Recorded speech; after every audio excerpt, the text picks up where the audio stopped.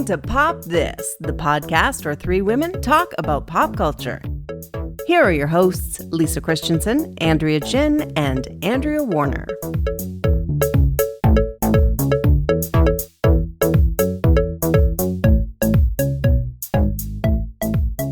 Okay, so I'm planning to go on a trip, and this is something we all do time to time here on the podcast, talk about our trips. I'm about to start doing the really big, heavy lifting, which is called packing. Now, I hate that part. I'm curious because I feel like there's two kinds of packers. Well, that sounds weird. Two kinds of ways to pack, maybe. Yep. Is that one is you kind of think you're bringing things that coordinate with other things, or you're planning outfits, which I guess is a little easier to do if you have, exactly how long you'll be, and it's probably a shorter time. But which camp do you both fall in?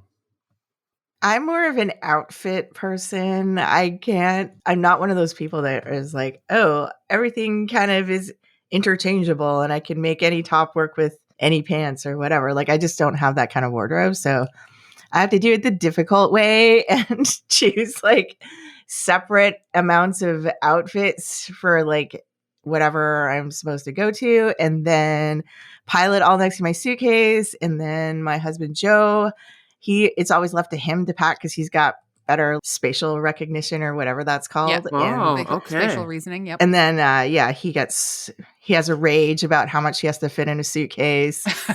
And then, then I have to whittle it down. And then it's just super stressful and awful. And I hate it.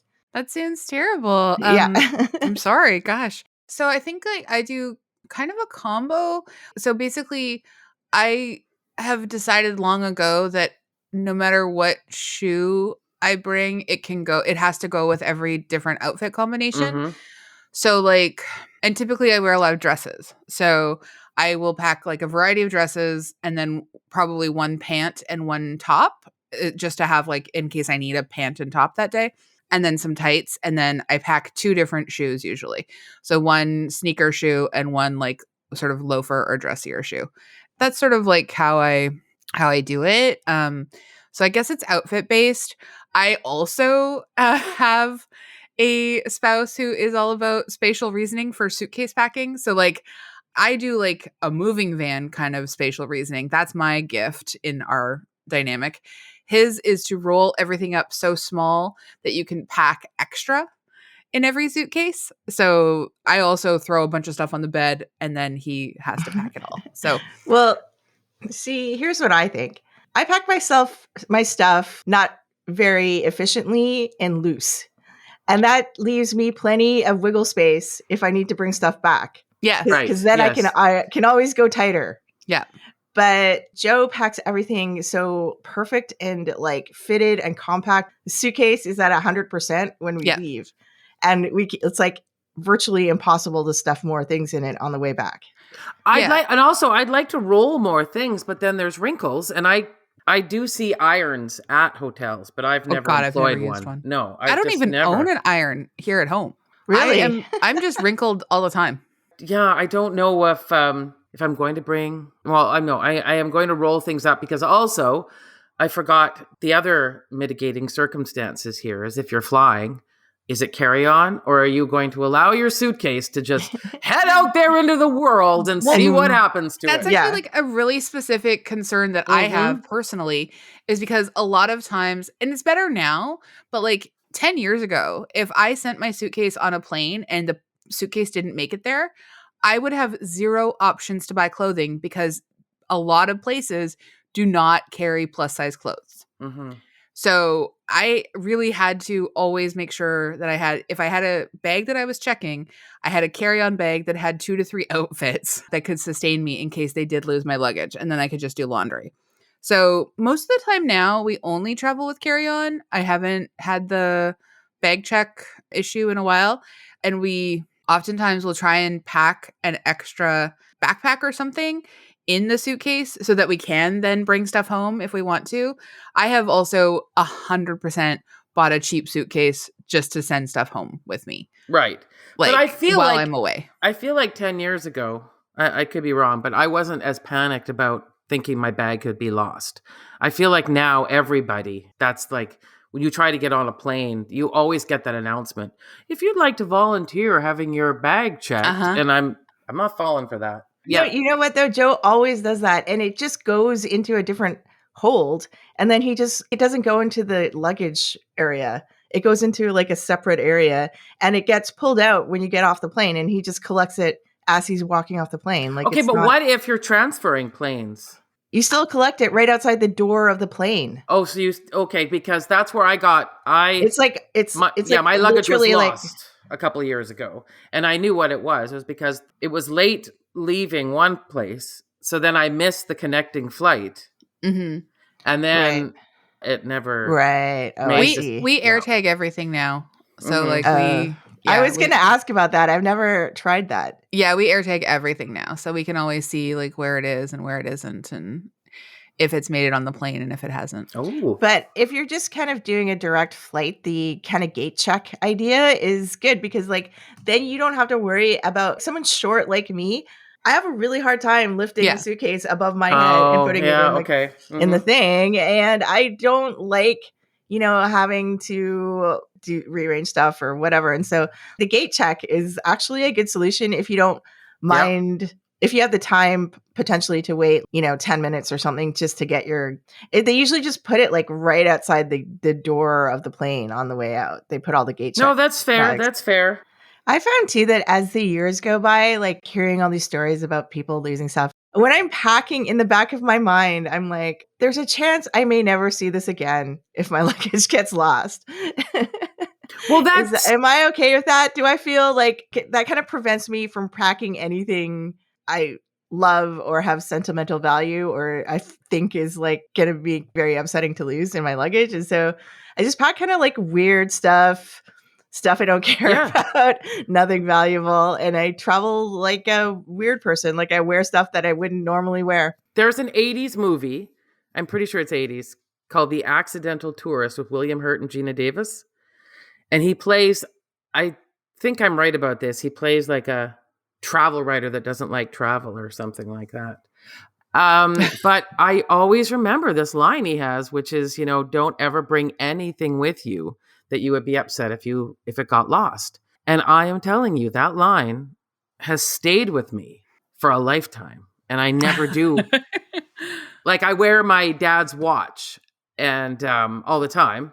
And I never bring it traveling when I go away. Like I'm just never going to do that. And I thank the accidental tourist.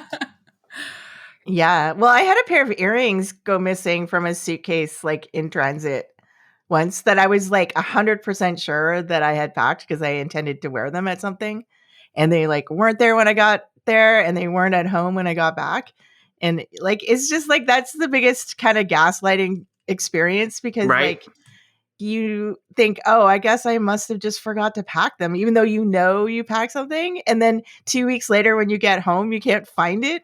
And then it's just like, you can't be sure they were stolen in transit somewhere, but you're pretty darn. Where else how else would they have gone missing if I knew when I got there they weren't there? Exactly. That sucks. Mm-hmm. Yeah. I just I don't know. It makes me think about like conspiracy theories because like now I'm thinking like, oh, as soon as you like go through the airport and like people know that you're away, like they know that your house is probably empty or they know that your apartment is probably empty. And like, that's a really easy target, rich environment. And now I'm paranoid, which is perfect segue to what we're going to talk about. But I mean, okay, like you're in an apartment building. It's pretty secure. Like it's a secure. Oh no, place. I feel like most of the time pretty secure, and it's actually one of the reasons I like apartment buildings. Yeah. I have never felt terribly secure in a house, actually, but that's because I watch too much crime stuff. But also, oh my god, I didn't even tell. So I don't feel that secure actually at this point because like wow, that was okay. Can we just pivot? Yeah, just write down the time where you went and made a complete 180. I just like forgot to tell you guys something that's so important. And I know that I already did the pivot to the episode, but I'm gonna unpivot right now and then we'll pivot again after. But like, you know how I've always been a little bit low-key paranoid that like someone might like live in the walls or like stay like in the attic. And I don't have attics As or one walls where that's does. possible. Yes. But like that's one of my like worst stories that I read about is when you find out that like this has happened in the world. But we found out that our storage locker downstairs had been broken into, and it had apparently been broken into about a week before everyone found out. Just yours or everybody's? So the actual storage locker unit and then our unit and 2 others were all broken into specifically. And then we got the security footage to look at it from the caretaker of the building. And Carlos was like, can you come look at this? I've got the security footage and there's something kind of weird. And I was like, okay. And so I'm watching it with him, which also honestly, so creepy to watch security footage. I gotta say, when you know that like this thing has happened inside your building, Yeah. Anyway, so we're watching these like 2 people break into and again, like a lot of questions about how they got into the storage unit itself or the storage locker itself, because it requires 2 keys usually and like a fob. Anyway, so 2 guys get in there. They see that we've got this like box that looks like it has like an Apple monitor. Unfortunately, tricks on them. It's a broken Apple monitor that Carlos has been trying to send back to his work for like a long time. And so we were finally like, just get it out of the apartment, put it in the storage locker. So they toss our locker, they take it out, and then we watch the one guy go behind a bunch of like plywood, and we watch the other guy close him up into it and leave the storage locker unit. And then we see these flashes of light, the other guy using his phone, possibly like staying inside the storage locker unit. Where was this plywood?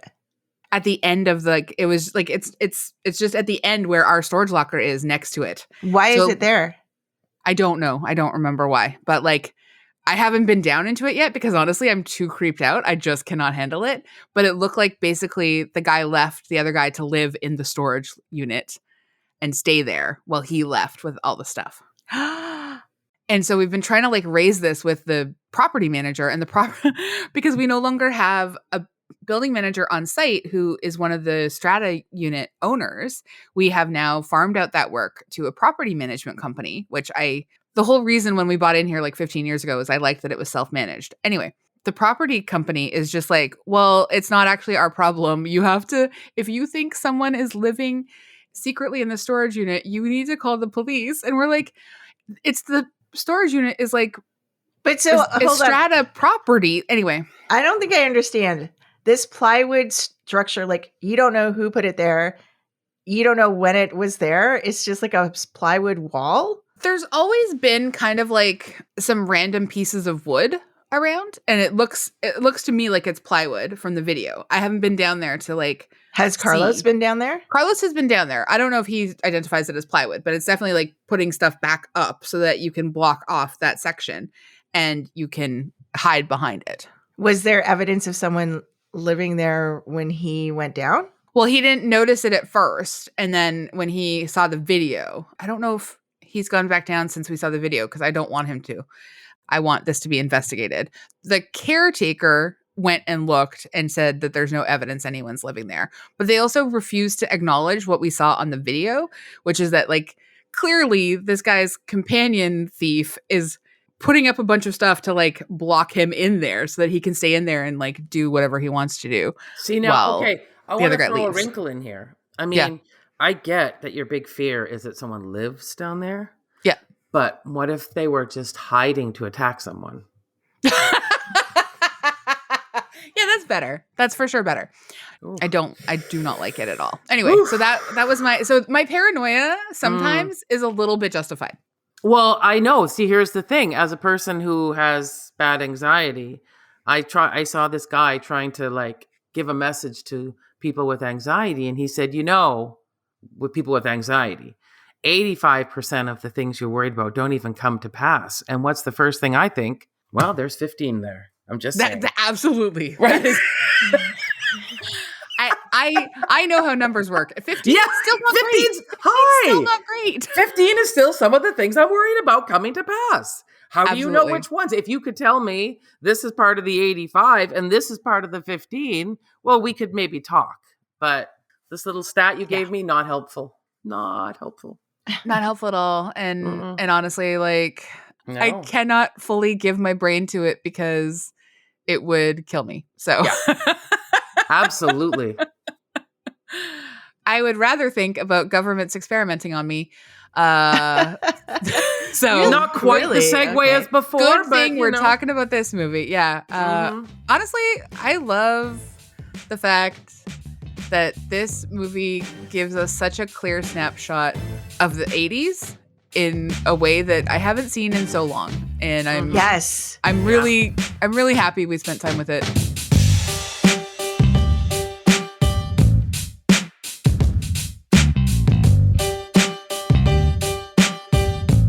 I'm Andrea Warner. I'm Lisa Christiansen. I'm Andrea Gin. And we are Pop This. And we are talking about Firestarter. Oh, come on. You know, 1984. how did you just want to say it? Firestarter. Right, there we go. Yeah. I am the Firestarter. That's more 90s Prodigy than it is 80s Stephen King, but you know, there's a bit of room to overlap there. It is the 40th anniversary of this little movie, and I have never seen it until this moment. Me neither. Me neither. Weird. The three of us having never seen this No. movie at all. I don't know why. Okay. So I feel like yeah. Go ahead. none of us probably saw the remake either. No. However, I was going to say that as a big fan of all of the Stranger Things series, wow, did they ever take a lot of their series from Firestarter? Yeah, Like a lot. Like I was quite surprised. Yeah, I hadn't fully realized it either until Me neither. Until now. I mean, I've only ever watched the first season of Stranger Things, so I can only speak to that part of it. But like, for sure, there's a lot of Charlie and Eleven initially. Mm-hmm. Well, and the father, but I mean, I know they said that it was like an homage to the 80s, that Stranger Things is set in the 80s, and they wanted, but I didn't know it was just like, oh, did Stephen King have words with you? But anyway. Yeah, that's exactly what I was going to say. Did he get some kind of writing credit on Stranger Things? Yeah. You know how like they put like based on characters from some other thing. You'd think. Well, all right. Let's do things proper and in order. Lisa, do you want to read the background? Absolutely. Firestarter is a 1984 American science fiction thriller horror film based on Stephen King's 1980 novel of the same name. The plot concerns a girl who develops pyrokinesis and the secret government agency known as the Shop, which seeks to control her. The film was directed by Mark L. Lester and stars David Keith, Drew Barrymore, Martin Sheen, and George C. Scott, with some amazing cameos by Heather Locklear. Anyway, Firestarter was shot in and around Wilmington, Chimney Rock, and Lake Lure in North Carolina. A miniseries follow-up to the film Firestarter Rekindled was released in 2002 on the Sci-Fi Channel, and a remake feature film produced by Blumhouse Productions was released in May 13th, 2022. And that is from Wikipedia. Thank you so kindly. AG, do you want to do the synopsis? Sure. As youths, Andy McGee and his future wife, Vicky. First, I wanted to say Andy McGee is like such the most optimistic 80s American name. I know. Yeah. Vicky and Andy McGee. Yeah. Participated in secret experiments, allowing themselves to be subjected to mysterious medical tests. Years later, the couple's daughter, Charlie, played by Drew Barrymore, begins to exhibit the ability of setting fires solely with her mind. This volatile talent makes the youngster extremely dangerous, and soon she becomes a target for the enigmatic agency known as the Shop. It is from Rotten Tomatoes. Saying that they allowing themselves to be subjected to mysterious medical tests really takes the onus off the Shop and blames the victims, I gotta say. That's very true, yeah. They just were young people who needed some money, and they were told it was going to be like getting high or not getting high. No one said anything about blood running from your eyes and your brain exploding. Oh, that part, yes.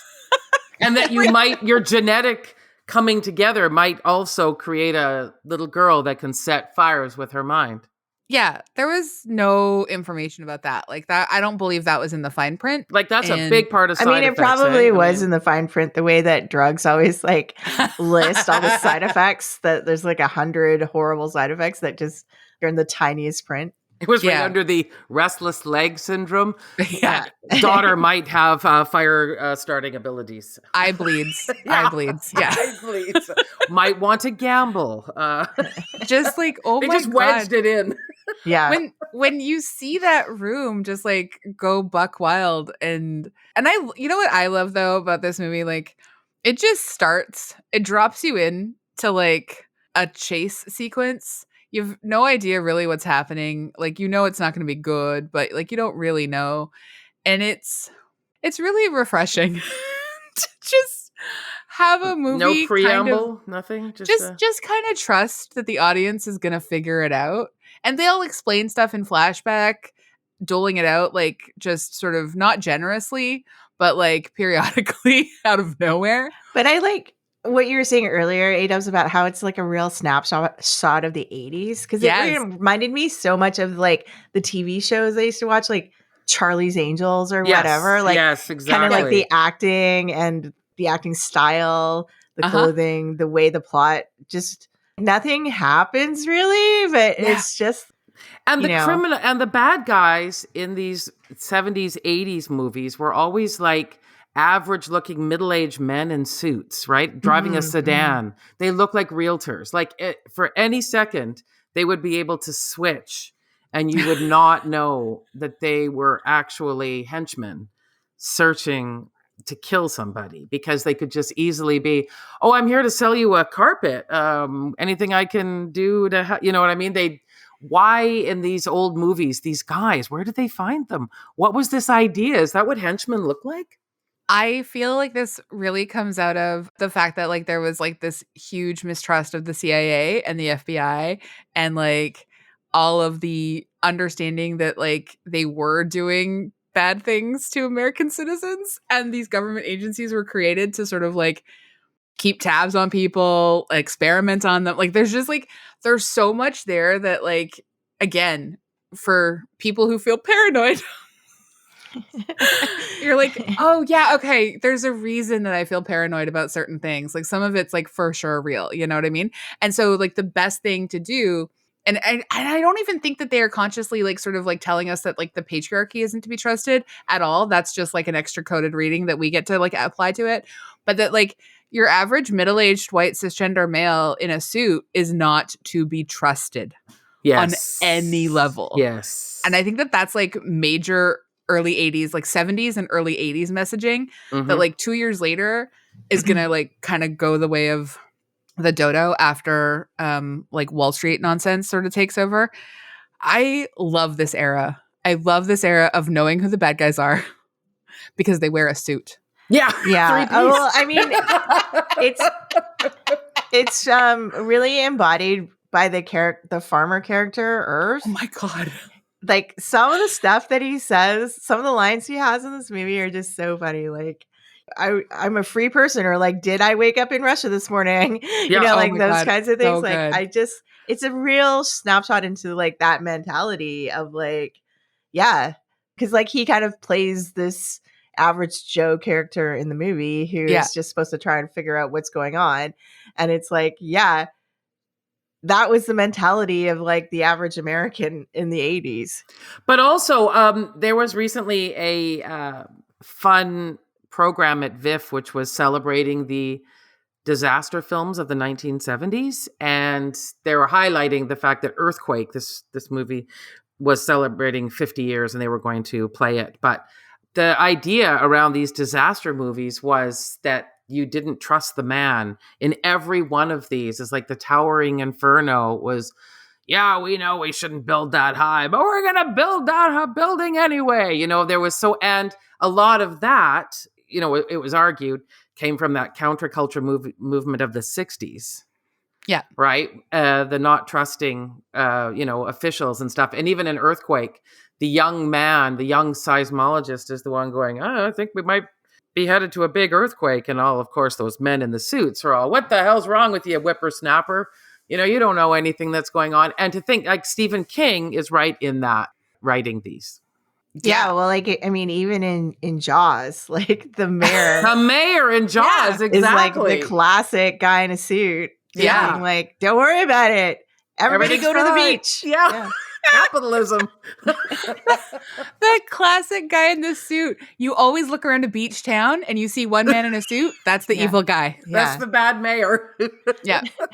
Well, and that's like, I don't know. I really took a lot of delight initially in, I mean, I do think that this movie is half an hour too long. Like it is so long, and it's oddly boring too. It's kind of boring as well. For a horror movie, yeah. Yeah. I want to talk about Drew Barrymore because I think she's amazing in this, and I think she's just like, what an incredible performance from her. But I have to start first with Rainbird. So George C. Scott plays Rainbird. Oh, Rainbird is a just distressing character on every single level. Until I was reading after, I had not, and I just want to address this first because I think it's like, it's sort of a Stephen King kind of thing to do, which sucks and I hate it. But like, I did not understand that Rainbird was supposed to be an indigenous man. Oh, I picked that up real quick. Yeah. I did not while I was watching it. I was just like the coat. Yeah, I didn't notice it either. Oh, I honestly, until afterwards, I did not understand that a lot of his physical attributes were meant to be a shorthand to an indigenous identity. And I just wish that Stephen King did not do this. Like, like everything, like he does this.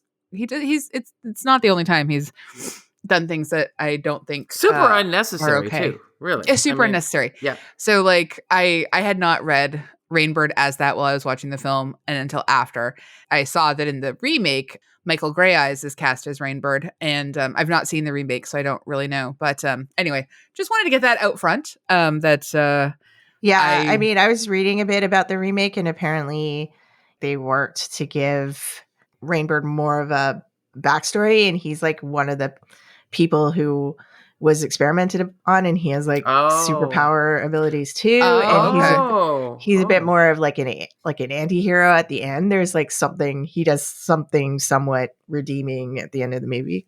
Interesting, because this movie, that is not just this a movie, yeah. creeper pedophile type who wants to murder this young girl and inherit her powers by looking into her eyes while she dies. Does he want to murder her? Or there is a scene where he calls her very beautiful. I think she's 8. Oh, I know. And no, that's the thing. Like it's bad. Everything he wants to do to Charlie is bad. Yeah. George C. Scott's performance, unnervingly good. Because I personally was like, oh, maybe he's changed his mind. Oh my God, I fell for the groomer, you guys. Oh no. Oh no. I felt so sick. I was like, maybe he changed his mind. Maybe he's changed. Maybe he understands that he's on the wrong side of history.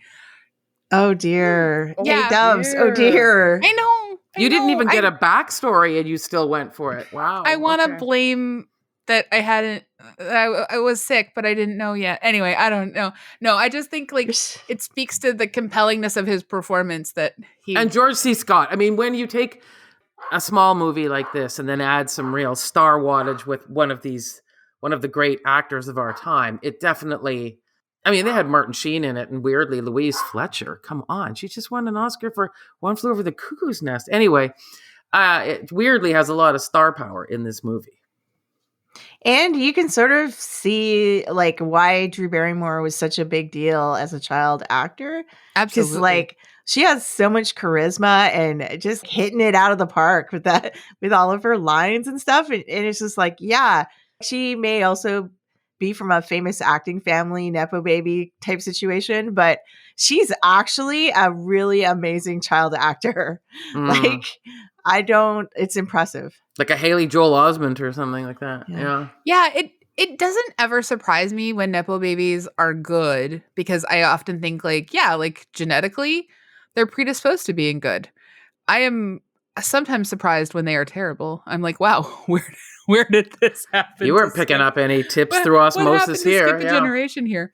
But like, she is so good in this. Like just watching her like lip quiver, watching her get angry. I am never more enthralled than watching her get angry. Like, I just think like, well, actually, no, watching her sort of like go between vulnerable and angry is a really interesting pivot, because sometimes she does it all in like one moment in one scene, and because she's so hopeful, like she's playing an 8-year-old kid named Charlie who just wants to be normal and like really doesn't want to be someone who causes harm, and everyone around her wants her to cause so much harm.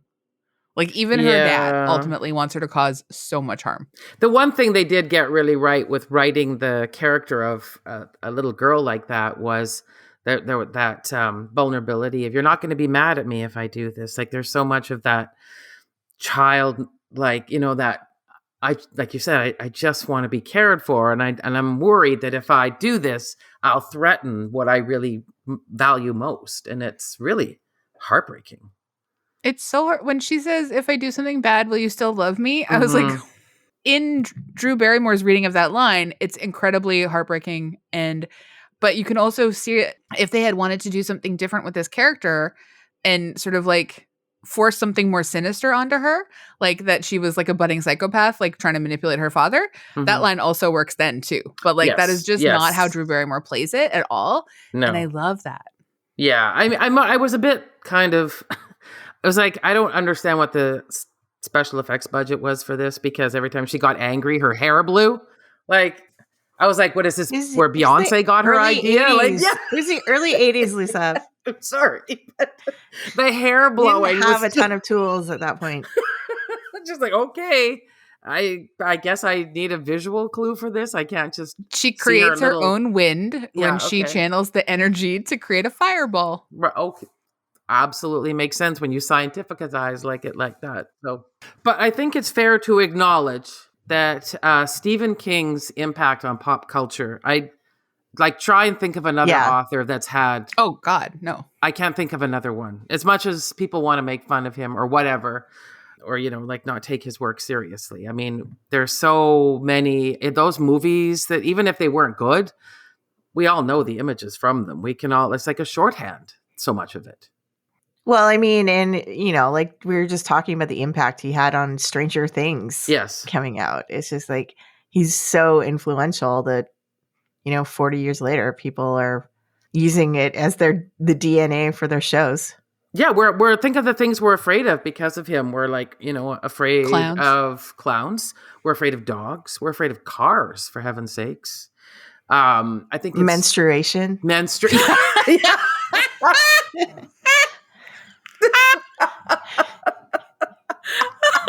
Dirty pillows. Yeah, I mean, he really is able to tap into that thing that really, really scares us. Empty hotel rooms. I was just going to say, like, The Shining is one of my favorite horror films. But I think I know that he doesn't really like the film version of his book. So, but it's so weird because a lot of times I really am inspired to go and read the book after I've seen the film. I've never felt that way about a single Stephen King movie that I've seen. Yeah. And I mean, I guess I could have, and then Stand By Me. I never did read that one. I think it's a short story called The Body or something, isn't it? Yeah. Mm-hmm. Yeah. So he even is dipped into that area too. So he's, No, he's prolific. And I think, and that's the thing, like, I really like a lot of things about Firestarter, but am I going to go and read the book now? No. That'd be so weird. I'd love to see you just out there on the street reading Firestarter. Stephen King. You would probably just walk by just assuming that's not Andrea Warner. Just sitting at a cafe. Yeah, that can't be her. No, that can't be her. I get the edition with the Drew Barrymore on the cover or something. I would only want that like film cover edition, of course. Like, I really did want the movie to be so much shorter, but I also do think it's like talking about things that are kind of like important, like, and especially how the film ends with them entering the doorsteps of the New York Times because they can count on the newspaper of public record to be the vindication of everything that they have been sort of gone through. Like, this newspaper is going to be the place that holds the government accountable for what has happened. It is a period somehow. piece. So God, watching it now, 40 years later, that ending actually kind of broke my heart on some level. Just Yeah. to think of what has happened to the idea of that kind of like journalistic integrity and it or that being the sort public of cares is more my just like yeah. bastions of like public Yeah. accountability, like I Mhm. just, oh my God. I think that also, like, I didn't read the book, so I don't know how accurate, like the retelling is, but at least with Carrie and with Firestarter, they both represent, like there's a girl and a young woman, like a teenager, just, I'm done with you all. And just the rage, the absolute rage that comes out. Like, I just feel like it's not coincidental that it's female characters. Well, I mean, I think like it's absolutely speaking to the time of like girls and women are to be feared, and that, and yet at the same time, also like they have a right to this anger. Exactly, that's what I'm saying. Right? Yes, You know what I mean? Like so that combination together. So one of the things I'm kind of interested about, I don't know that I'll watch the new version, but apparently the new version it seems to age Charlie up like quite a bit. And from what I watched in the trailer, and it stars Zac Efron, by the way, it seems like kind of a number of times in the trailer, it's all about more of a horror story of like a young girl coming of age and the ways that her powers are to like really be feared in correlation to like her growing agency and her growing like hormonal sort of move towards adulthood. And I'm kind of fascinated by that. Like that makes me a little bit want to watch the remake to see if they. So in the original book, though, is she a little girl then?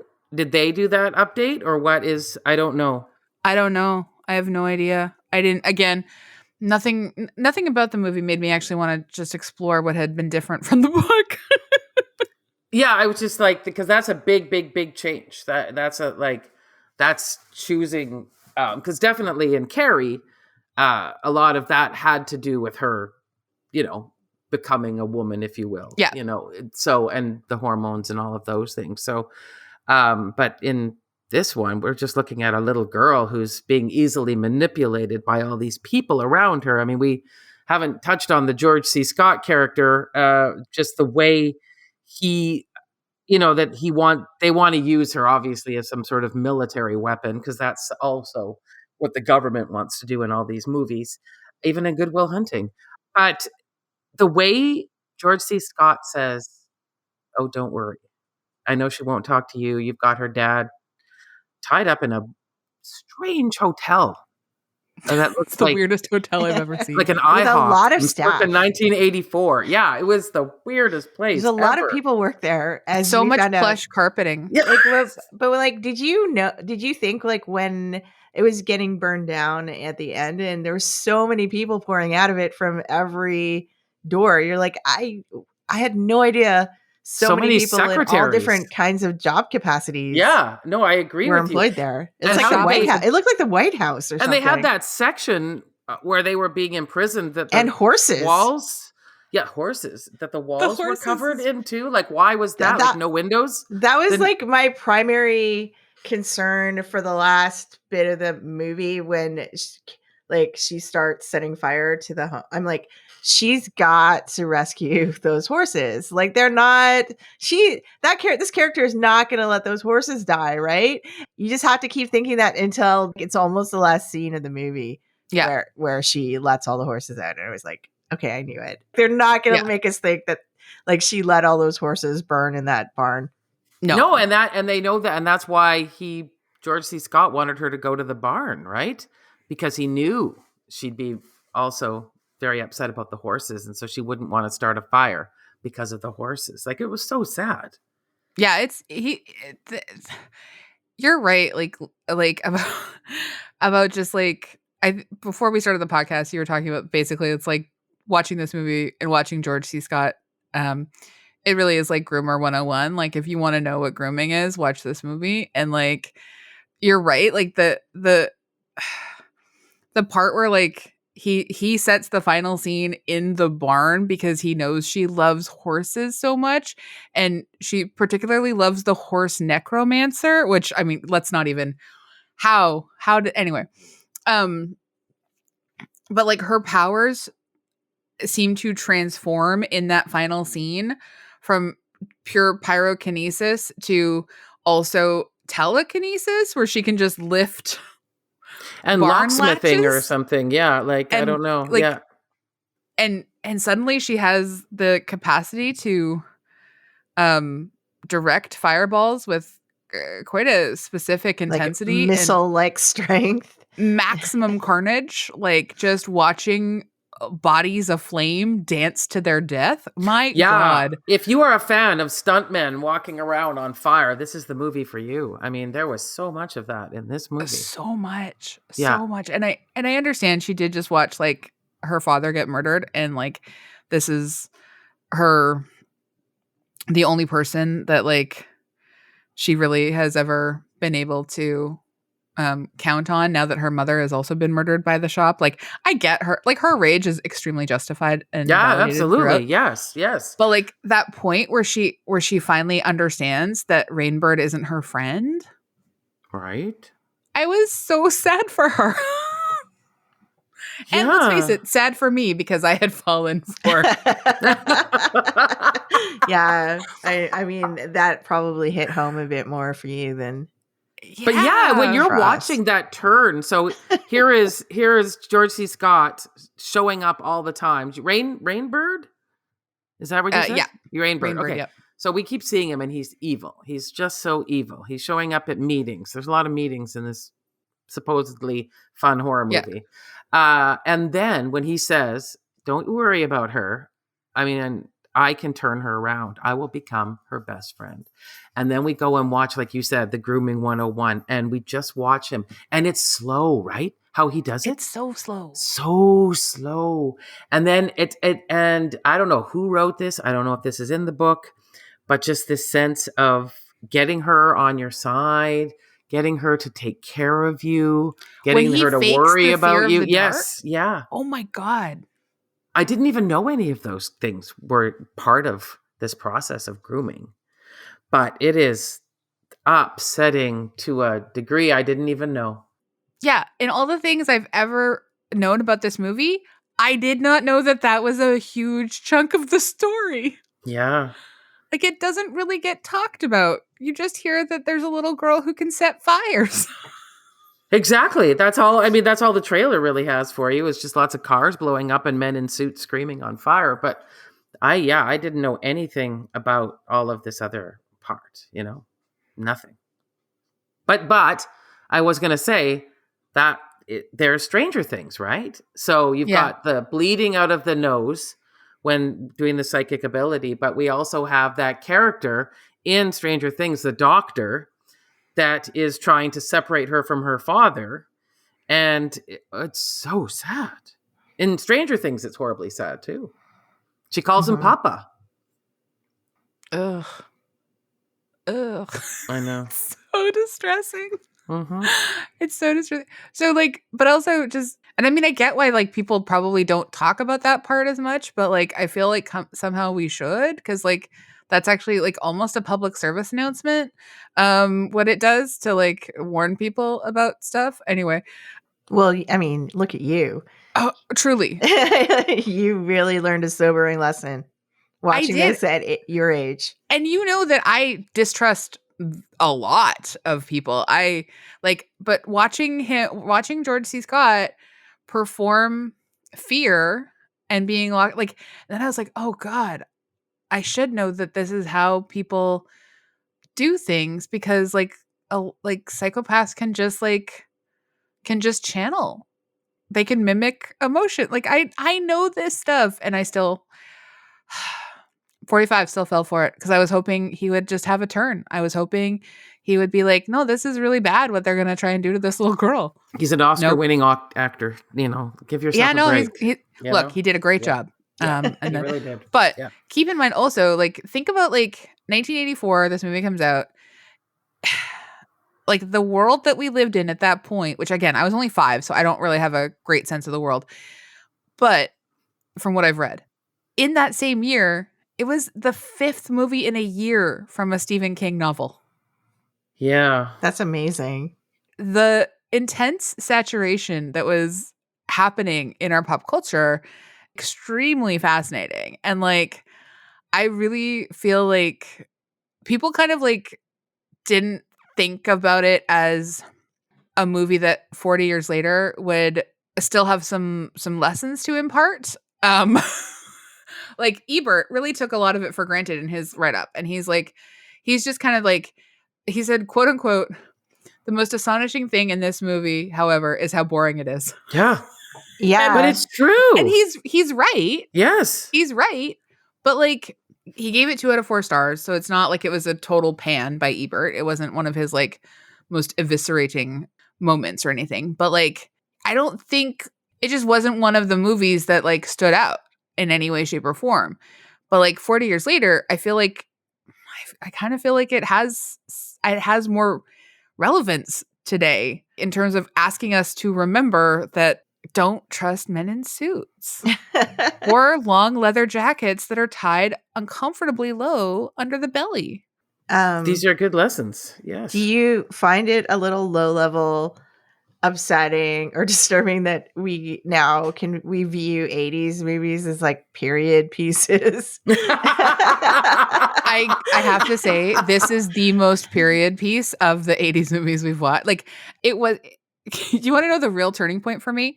And not just in terms of sort of like the attitudes towards like the man and stuff like that, but it was actually when Drew Barrymore is wearing a full leotard, like the blue ballet glossy leotard, thing. Yeah. and Yeah. just casually. And I remember that being a very common outfit for my sister and I to be wearing at that time in 1984 for no reason. Not like, you know, yeah, we did gymnastics and yeah, my sister did like little kids ballet and stuff, but we also just wore leotards at home. And like, that was just like a normal outfit for us. And I was like, oh God, this is period piece dressing. Mm-hmm. And I just recently bought a bodysuit and I realized, oh my God, I'm Just going back to my roots. going back to my roots. Yeah, Are you just I going to know. wear it around? I bought it so that I could wear it underneath dresses that have no sleeves for fall. So I could like make things fall and winter. Unfortunately, the bodysuit that I bought is like way too constricting and I cannot wear it because it feels like I'm being like boa constricted, like just awful. So unfortunately, that's not going to work, but I also had not heard the word ColecoVision in a long time. oh, absolutely. Yeah. Yeah. But I think what I think is important though, that I don't necessarily mind when somebody wants to make a movie set in the 80s or 70s or something, but it's a totally different experience actually seeing a movie made in the 80s. And Yes. I think that's, Mm-hmm.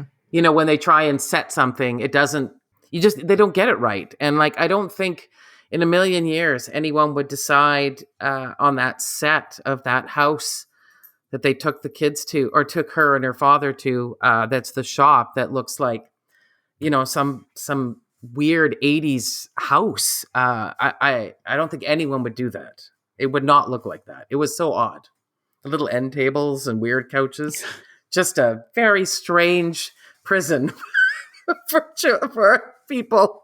It's exactly the kind of prison that we are told it's a prison made by people who are pretending that prison is not a prison. Because, you know, yes, it's nice not house. a for-profit prison in the same way that other prisons are. Like, it's not part of like the prison industrial complex, but it is one of those like prisons of scientific experimentation and the greater good and blah, blah, blah. And so you have to dress it up as if like it was like home decorated by Nancy Reagan. And like... And, you know, I just want to also take a note out. We don't often note casting directors, but obviously very right on the Heather Locklear thing, right? Because just getting her before things started to really take off for her. Because it wasn't a big part, but she was in there. Yeah, I wanted more for Heather Locklear. I was really excited when I saw like her as part of the cast because I again hadn't known that. And then she gets like murdered so quickly, and I was really bummed by that. But like, And the young Martin Sheen too is. oh my Yeah. God, isn't it wild how he literally does look like both Emilio and Charlie so Yeah. completely in Except his that young wild face? hair thing. I don't know what's Yeah, going that on with hair. That hair. Whew. But yeah, Drew Barrymore, like you can tell, like I understand that like Steven Spielberg is her godfather and stuff. So like, you know, is this another element of Nepo in the casting? I have lots of thoughts about Nepo Baby, and I think most important for me is like that people actually address it and own it. It's just like just call it what it is, and don't try and pretend it doesn't exist. Like that's the big thing for me. But like obviously Drew Barrymore is incredible in this. Like she's so good. She breaks your heart in many, many ways. Yep. Agreed. Yeah, and I mean, I don't really watch the Drew Barrymore talk show that she has now, but I do find it remarkable that she's kind of maintained these qualities of her childlike, innocent self in her adult self. Like you can see it when she talks to people and she like emotes on her show and stuff. Like you can see is still like kind of has those essential qualities about her. It's very odd, like to have, like if I met Drew Barrymore, I would just be, I have known you for your whole life.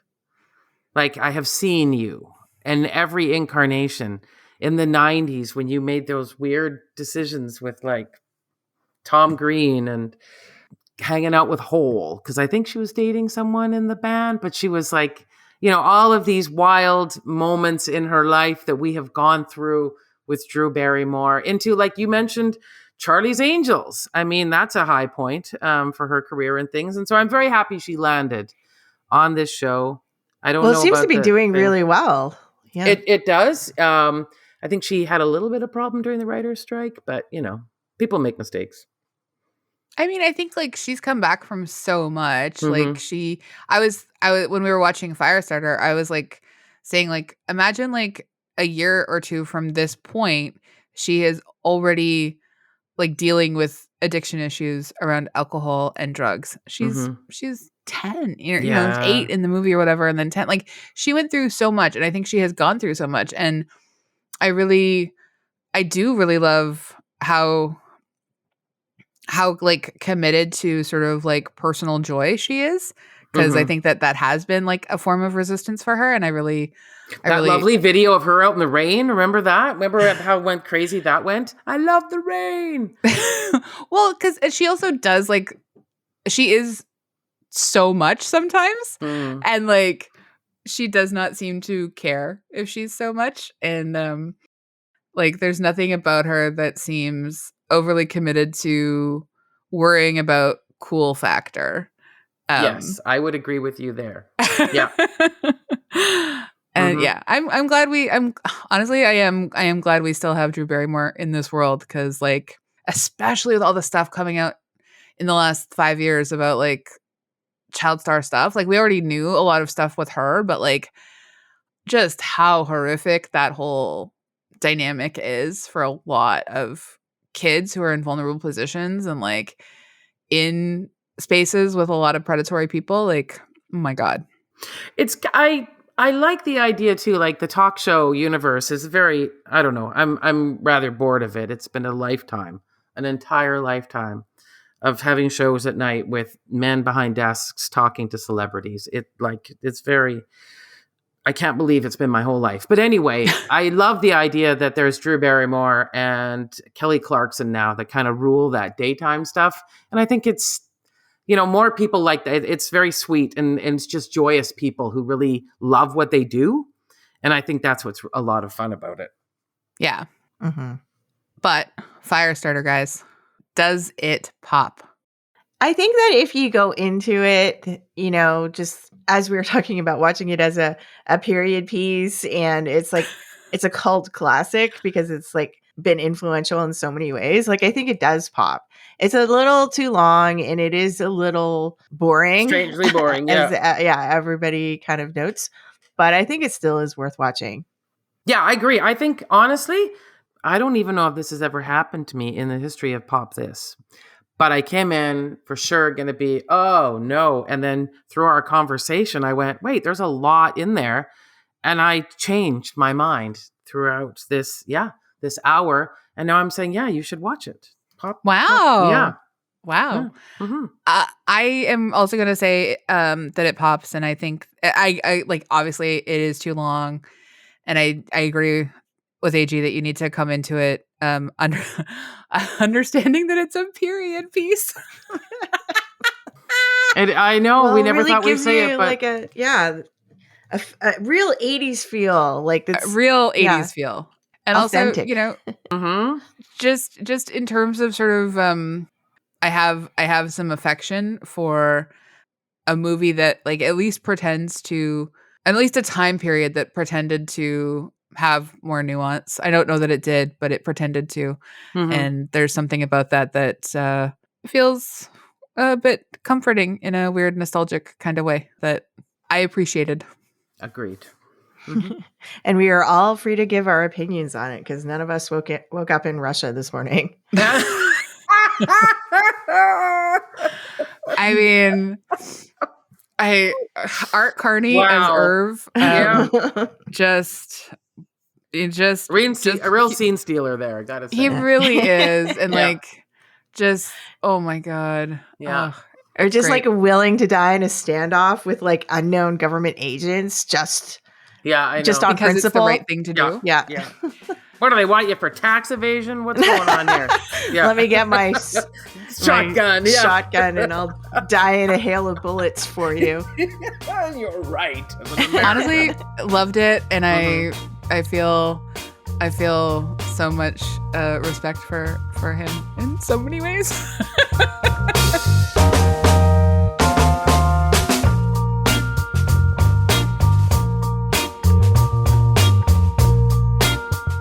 We love to leave our episodes on other things that we recommend as well. I throw the ball to you, Lisa. Okay, it's a two-parter. As you know, and we have discussed many times on here, Emily in Paris is one of my go-tos. So I told you when season 4 came out, but I don't know if I didn't even know that there was only the first half of season 4. So yesterday, the second half of season 4 came out. So another, I think it's like 6 episodes. But I just want to say that there was a cameo in the series that I was not expecting. And I know you two have poo-pooed me. I don't know if that's French, but it sounds French. And my love of this show. But do you know who made a cameo? One, Brigitte Macron. Who's that? The president's wife, Emile Macron's wife. Okay. The president of France. Hello. Macron. Yeah. She makes a cameo. Okay. I see. So I'm just going to leave that there. What are you trying to say? That this is legitimate art. Maybe even moving into some sort of French New Wave cinema. That's all I'm saying. Wow. Oh, amazing. Yep. So, but since I'd already discussed that, I am also right in the middle of reading All Fours by Miranda July and having. Oh, how is it? Oh, I'm enjoying it so much.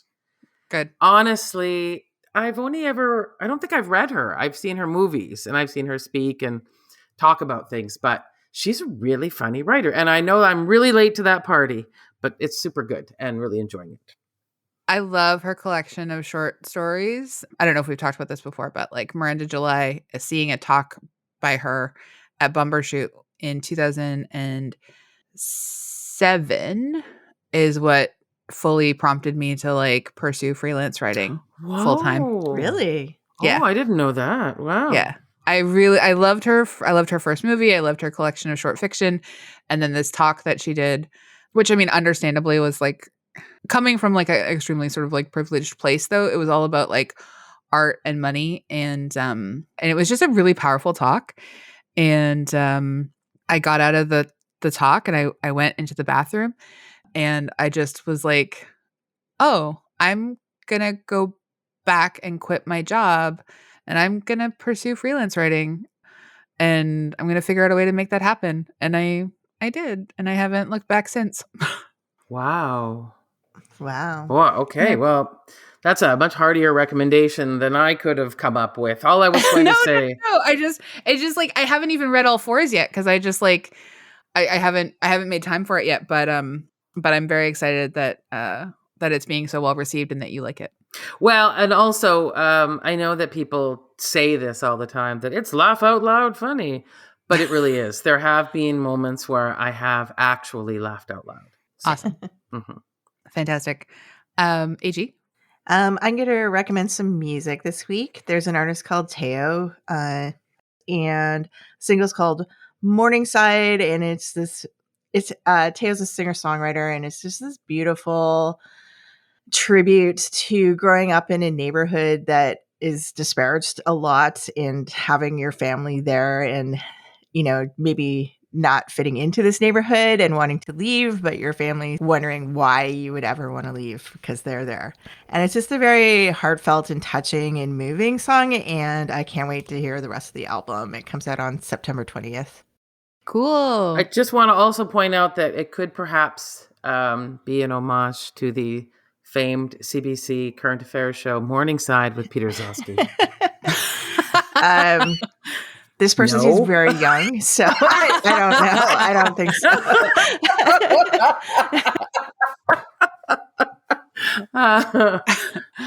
Excellent. Thank you so much. I am going to recommend, I'm halfway through reading it, and I'm reading the audiobook version, Naomi Klein's Doppelganger. It is so good. I'm going to just read you the quick little write-up. What if you woke up one morning and found you'd acquired another self, a double who was almost you and yet not you at all? What if that double shared many of your preoccupations, but in a twisted upside-down way, furthered the very causes you devoted your life to fighting against? It's just such a good book. It's so compelling. If you need something to engage you in a way that you'll never fall asleep reading, it's sometimes doing a long road trip for me because I end up doing a lot of the driving. I get tired and my brain sort of gets a little bit tired. This kept me awake the entire time. Wow, okay. The entire time. I don't know if that's quite a book blurb, but I didn't fall asleep once, Andrea Warner. I mean, it's the blurb that I will share with you. If I was so fortunate as to blurb this book, I would say Kept me awake for weeks. You will not rest again ever. Okay, well then now we're at a whole other. Honestly, it's going to haunt your soul for all times, and that's true. It really will. But Katie Rolfe for the New York Times book review said, if I had to name a single book that makes sense of these last few dark years, it would be this one. I agree with Katie. It's compelling stuff, friends. Fascinating. Yeah. Well, thank you so much, everyone, for listening, for hanging out with us. You can find us on social media. You could rate and review us on iTunes. This is our 10th anniversary year. So, just give us 10 stars. But since you can't, you can only give us 5. Write 2 5-star reviews. Wow, see? That's some good math there. I did some podcast math right there. Podcast math, yeah. Podcast math right there. And thanks to Andrea Gin, our co-host and producer. Only our co-host the last few years, though, of these 10. And they've been beautiful years. Thanks, Lisa. Yeah, I like how you got a little sniffly there. That's enough. Don't get me started. Thanks, everyone. Bye. Bye.